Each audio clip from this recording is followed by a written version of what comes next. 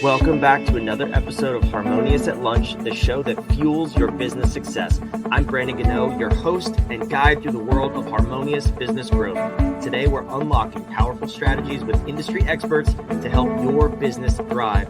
If you're a business owner, entrepreneur, or executive, you are in the right place. Join me and our incredible guests today on the journey to clarity, growth, and success. It is time to revolutionize your approach to business.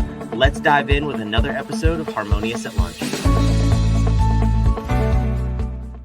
Welcome back. We got some more bite-sized business advice for you. We got a good episode about how the key to success is doing everything on your own. If you want it done right, you got to do it yourself. I have an amazing guest, Jake Clendenning here. Jake, did I get that right? Did I introduce the episode? You did a brilliant job there. Yeah, great job, man. No, we were talking before we started recording. If you want something done right, leverage somebody else. We're talking about leverage, and that's the key to success. Jake is an executive business strategist, and we were just riffing and jamming before we started recording. I'm excited for this episode. So, Jake, thank you for being here. I'm excited to dive in. Yeah, Brandon, thanks for having me. And I laugh about that because you and I both know if you want something done right, you got to do it yourself. Man, that is a historic lie that we tell each other and tell ourselves as entrepreneurs and even big business owners. I mean, it's such a lie. And we have so much pride in what we do. Like we grew the business, we built the thing. I'm the only one my customers want to work with. Those are all limiting beliefs, man. Every one of those. And we just know that it's such baloney. Absolutely. But it's so true. And it happens to everybody, it happens to the best of us. And I think when you first start working with somebody, I assume you run into that mindset a lot. Like, what's the first step for you? Is it breaking that mindset, or is it painting the picture of what life could look like if they throw that mindset out the door? Yeah. And I would say that it's relative to, each individual is a little bit different of where we're going to start with that. And the answer to that is yes, right? The answer to that is yes, because almost everybody, I don't care if you're an entrepreneur or a solopreneur or you're a C-suite executive, 500, 1,000 employees, $1 billion valuation, we get that same mindset that's in there. We stick into that limiting belief. It depends what I hear first when we're having those consultations or those coaching conversations. Sometimes they are confrontational. Different conversation, yeah. Yeah, it's totally that way sometimes. It depends on what I'm going to hear first. Like if they're going to come in and are like, well, none of my people are doing the right thing and I can't trust any of them. We're going to switch into a leadership mode, because it's not necessarily that they're not doing it right. It's that if I'm saying that, I'm not showing up as a leader, I'm showing up as a manager. And there's a big difference between the two. So we're going to dig into that range. If they're coming at it, if they haven't hired anybody, and I can't trust anybody to do any of these other things, then we have a leadership problem as well, because that's a huge piece of that trust triangle in leadership is I have to trust they're going to do it. They have to trust me that it's right. We have to trust each other so that wherever we're headed, we're going that direction. And whether it's a direct employee that you're hiring out for leverage, which is very, very common, and or it's a service. If you're a Fiverr chaser, right? If you're that person that's doing it, if you're hiring VAs, if you're hiring services and contractors and contracts and that type, you've got to trust they're going to get that done. Now, what's the best way that they're to figure out that trust?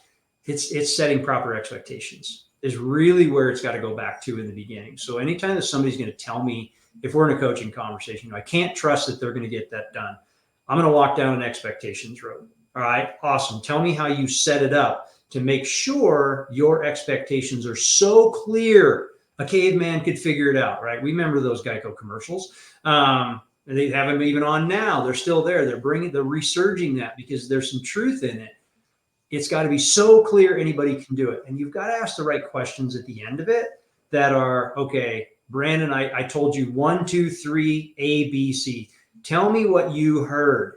And you've got to be able to repeat that back to me so that we have agreement, right? I can set the expectation, but a lot of times the communication that's in my head isn't what comes out of my mouth or shows up as I type it out in email. So I've got to ask them, what is your understanding? What's your deadline? What's your process? Where are you going? I've got to use coaching as a leadership style And that's leveraging as well, right? Because I shouldn't be doing, and my staff will tell you, there's plenty of things I shouldn't be touching, that even today I will still touch some of those things, but I've also given them permission to tell me to stop. Hey, this is not your wheelhouse. You told me you're not supposed to do it. Get out of my stuff. And that's accountability is love. So there's a lot of things that I threw out there really, really fast in what that coaching conversation really looks like. But I would tell you, it starts with expectations, making sure they're clear, making sure we have agreement on that expectation, and understanding that if I'm not trusting other people, it's going to get done. That's a limiting belief on my part. That's super, super powerful, because that's worth diving into. In a separate context, you have to understand what's holding you back as a leader. Mm-hmm. And maybe, we run into this, that sometimes the leader, the founder, the CEO is not the one that should be the leader. They started the business because they love the product, they love the service, they're the artist, if you will, and they've grown it to 40, 50, 100 employees.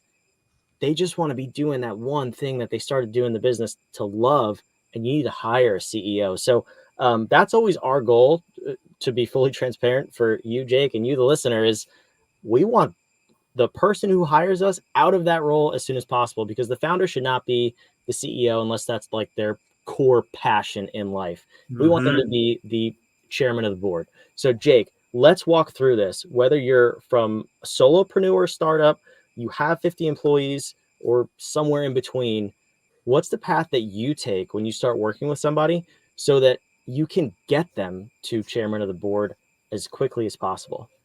Such a good point, Brandon. Such a good point. And there's I don't remember who said it first. I've heard it said a million times. Think with the end in mind. So this is challenging for so many entrepreneurs and so many business owners. A lot of them really struggle with, what are my goals for this year? Like, we fight with that all the time, versus 10 years from now, Brandon and I are having a conversation, and tell me what your business is doing 10 years from now. What's the scalability? How many employees? What's your revenue? What are all the things? That's a challenging mindset for us to think about, because there's a reason we have to push this. We can't let it off the hook. You make the absolute right place, because as a visionary, and there's several books out about talking about visionary at this point, versus a CEO C-suite role. As a visionary, what do we do? How big can we go? How big's our mindset? Blah, I'm sorry about that. They attack you some days. Frequently, what we see from an executive that comes in is they have a vision that is about 5 years old. They can get to 5 years in their head. With that avatar at 5 years, are you still in that seat? And if you moved out of that seat in 2 years, where's the business at 5 years? So it's a different question structure. And if they can only see 5 years, that is really, really clear. Like, you can ask at that point from a coaching perspective, all right, so does the business close down at 5 years? Oh, no, it's still going. All right, is it stagnant at 5 years? Nope, it's growing. All right, so if your vision is to grow it to here in 5 years, 3 years is when we start your succession planning, and we start to move you out of that role. In order for the business to grow from 5 years to a 10-year vision, which you can't see, who has to be in that role? Who's that person? Because it can't be you. It can't be the same avatar. So you can write your job description, who you are today. Who am I? What's the vision? How big do I want to get? What are my personal goals? And then you have to 10x that. There's a great book out there that 2x is harder than 10x, is basically what it is. And it's totally true. Totally true. And that's about leverage. That's about hiring that next iteration of yourself. There are lots of people that are, hey, I only want to be in this game for a year. Awesome. So who are we hiring next week? So it's really thinking way back of who we have to your point, who's the person that's going to run that? Is it a CEO? Is it a board of directors? Is it an advisory board? What's your role? Are you going to be the president? Are you going to be the CEO? And here's what we totally know is true. There are very few visionaries or entrepreneurs that are leaders of men, that are managers of people. They're junk at hiring. And there's probably a lot of people that are feeling seen right now. They're useless for hiring. They wait till it's an emergency, and then they put a warm body in that space and expect them to thrive and grow into that role. Well, if you're doing that, and you are not the head of HR. Step out of that, hire the person that should be doing it. Like there's a whole industry of recruiters out there that's what they're there for. Leverage the hiring. If you know you're not good at, don't do it. For the love of your business in your bank account, don't hire the wrong person, because we know the wrong hire will cost you millions of dollars. The right hire will make you tens of millions of dollars. So let the right people do that. And the same is true of you. You're a visionary. Like, you can sit on the board as an advisory role. You built the company. You still have love for that thing. And you can say, this is where I think I see it going in a few years, and let other people execute on the vision. Because don't be the bottleneck. You don't need to be that person. So that's where I start to roll with it, much like you do, is figuring out what their capacity is for thinking is really the place to start. Are they capable of 1 year vision? Are they capable of a 5-year vision? Not a lot of people are capable of 10-year vision because they just aren't trained in that space. Here's the other thing that we know, and I've heard this said a million times. Everybody will largely overestimate what they can do in 1 year, and they will wildly underestimate what they can do in 5. Or 10 when you stretch it out that far. Yeah, it's really have no idea what they can do in 10. Yeah. And I'm not different. I'm not different. By no stretch of the imagination am I telling you that I have the capacity to pull out the crystal ball and forecast my business model truly and effectively at 5 years. Can I set a goal for it? Yes. Can I make adjustments along the way? Launch and adjust. Absolutely. And I'm completely capable of doing that. Has the vision changed? Has it gotten bigger for my companies? Absolutely. Have I had to pivot? Absolutely. Have I had to hire other people that are better at this stuff? Absolutely. And look at the technology we've got to leverage now. Like, never before do we have the technology to leverage. Even if you're wildly inept at operating technology, you can still use ChatGPT. Use the paid version. I don't get paid for that, but the paid version is so much better than, just use it conversationally to leverage pieces of your business. I'll tell you a great way that I used it to leverage. So I recently released my second book, and I used ChatGPT not to write the book. That's cheating. I used it as an editor. It saved me mountains of time, and it saved my editor even more.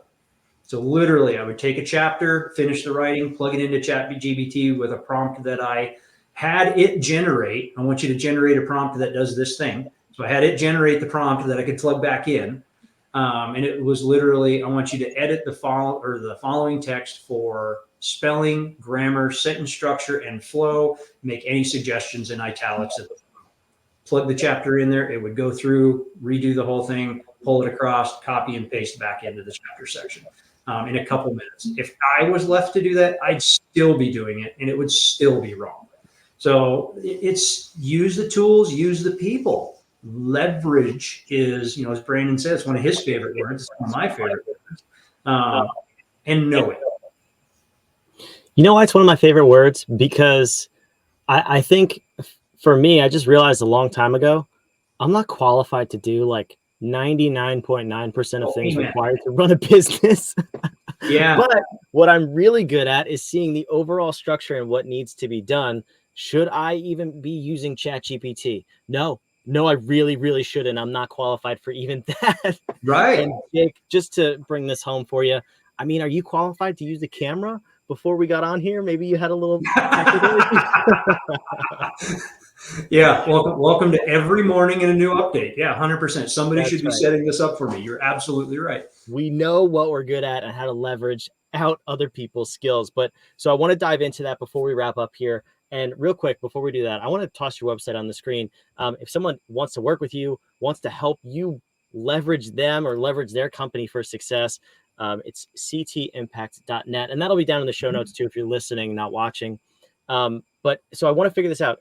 I think solopreneurs get stuck in this trap a lot because if you don't launch and grow quickly, you get stuck in the habit of just doing, and then you are the bottleneck. But then even when you get past those key revenue marks, the 6-figure mark, the 500,000, the 1 million mark and beyond, when you have a team, we are still conditioned to, like we started the episode, if you want it done right, do it yourself. And we do things first and expect to then hand them off. That just slows down your company growth. So what is the quickest way to embrace leverage, and how do you go about doing that and installing that sort of a business model in your clients' companies? So there's no easy button. I wish there was in business. There's no silver bullets. There's no silver bullets. Yeah, Come on. and there should be. I want to take the red pill. Right? It's just one of those things. If you're a Matrix fan, Matrix I want to get it there. It's a decision, right? It's a choice. It's a decision. That's the easiest as it gets. The decision is going to be, what's my revenue? What's my goal? And if it is, whatever it is, it's your number. It's cool. If it's 6 figures, I need to make $100,000. That's the excessive growth of my business. I don't ever see it getting bigger than that. Cool. That's your business. You at that moment need to look at it and go, okay, historically, how much has it made? And if you're constantly making, I'm going to use the $100,000 mark, right? No harm, no foul. I could use $1 million, and that's fine, but we'll just use 100 because it's easy. If you've historically been making $60,000, and here's where the mindset shift needs to occur. If historically it's been 60, your goal is 100. What has to change? Now, from normal old school thinking, conventional thinking, those of us that had a job at one point in our life said, well, I'll just work some overtime. I'll work harder. I'll work more hours. I'll plug in deeper. No, that's a lie. Your capacity is 60% of what your company's revenue is. Your capacity is 60%. It will not increase through more education. It will not increase through more dedicated time because it's going to take away from something else. You have to understand and make the decision in that moment. I need to increase revenue by 40%. Therefore, I have to leverage something. Something's not getting done. There's something I suck at. And there's something you suck at. By and large, as a business owner, it is lead generation. I'm either not making the phone calls on my sales side of my funnel. That is a huge piece. And everybody immediately wants to leverage that and have somebody else call. That's true. It's a little bit of cheating just because you're being lazy. Let's be honest. People want to do business with people they know, like, and trust. You are the face of your brand. You still need to be in front of lead generation. Your percentage, your 60% is there. It's the administrative stuff. It's all the stuff that you don't want to pay to get done. Like, I hear this all the time. I can't afford to hire somebody new. That's a total lie. You cannot afford not to hire somebody. That's what increases your revenue. That's what pays for them. And it's a 4X investment. Warren Buffett stuff, man. Your ROI's got to be your return on investment, throwing acronyms, I know, has got to be 4 times what it's going to be. If you're going to invest in hiring a virtual assistant, you're an executive assistant, leverage something, a piece of technology that somebody else runs, and you're paying $10,000 for it, your return should be $50,000. So you're making 4 times the investment. That's where it should be. So there's your gap. Like, okay, I made 60,000. I need to get to 100. I need to invest 10K into this person, into this thing, because that makes me 40K. Like, you've just got to get to the data, because the data doesn't lie to us, guys. The data does not lie to us. If the data tells me I'm only ever worth $60,000 a year, because that's historically what it's been, that's my habit. That is my capacity. I have to hire somebody that can make 40 or 100 or 200. And I would also tell you, get it through your head to always hire better than you are. If you are afraid to hire that person or that, that company because you feel they are way beyond you where you're at, that's the right hire, because they are going to pull you out of your rut. If you hire somebody that you feel is at your level or below, guess what results you're going to get? The same result you've always gotten. You want to get something different, you have to do something different. That right there is the quote of the episode, because it's true. That's why we get in ruts, is because all we do is look backwards, say, okay, what got me here? Great, I'll do more of that, like you said. And that's just never, ever a mindset that's going to get you to that next level, whatever the next level is, 100,000, million, 10 million, wherever you are. I see these same things happening at every one of those levels. Jake, I'm sure you do too. And it has nothing to do with the person, the industry, the company size. It's always the mindset. So Jake, I really appreciate this conversation. Thank you for coming here and sharing your wisdom. Yeah, Brandon, thank you so much, man. It's always fun to just have these conversations with people that get it. Yeah, no, it's fantastic. I'll give you, the listener, first of all, if you made it this far, A, check out the website on the screen in the show notes. B, are you subscribed yet? Why are you not subscribed? Like, come on, we're here to disrupt the way you think about growing your business every single day. And I want to leave you with that. The disruptive question that we ask all of our clients is, we like to ask complex questions or multi-part questions to stretch your brain noodle to think outside that box. How can I, this is just an example, but use questions like this. This is what Jake is getting at. How can I double my company's revenue and profit and work 50% of how much I am now? You probably won't be able to find an answer just by thinking about that for 5 minutes, but you will be able to get outside of that box you're currently in, try new solutions, or look for new people like maybe Jake who can help you with this. So I encourage you to start asking better questions so you get better results. What got you here won't get you there. We'll see you on the next episode of Harmonious at Lunch. The same link that got you here will get you to that episode, though. So make sure you do that. We'll see you on the next